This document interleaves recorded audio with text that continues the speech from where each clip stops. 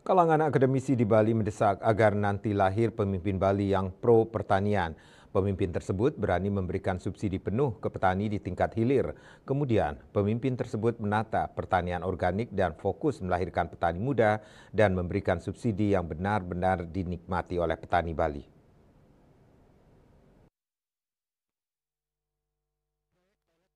Akademisi dari Fakultas Pertanian di Widyandra University, Niketut Karyati menegaskan, saat ini banyak regulasi yang pro petani, pelestarian alam dan subak, namun sayang tak pernah dijalankan oleh penentu kebijakan. Misalnya soal lahan kering di Bali Barat dibiarkan tanpa digarap.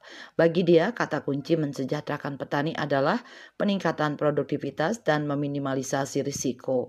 Caranya memberi subsidi dan pemerintah membeli hasil petani dengan harga mahal dibandingkan di pasaran. Soalnya Bali ini kecil, tak bisa menerapkan teknologi pertanian yang canggih. Akademisi dari UNUD Profesor Lukartini lebih tegas lagi mengatakan, selama ini subsidi dilakukan di hulu berupa pupuk kimia yang tidak pernah dinikmati petani.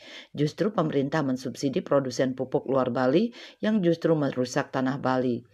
Kenyataannya, tanah Bali sudah mengalami degradasi hara besar akibat pupuk dan pestisida kimia ini.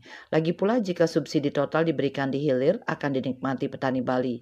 Dosen muda Dwi Jana University Denpasar, Pande Made Aryananta, sepakat dengan seniornya karena tanpa subsidi di hilir, niscaya pertanian Bali akan terus mati suri.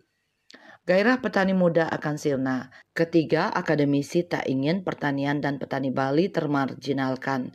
Banyak yang enggan bertani karena akhirnya rugi alias tak sebanding dengan biaya hidup layak. Kata kuncinya, pemerintah harus hadir membeli hasil mereka. Swece Bali TV.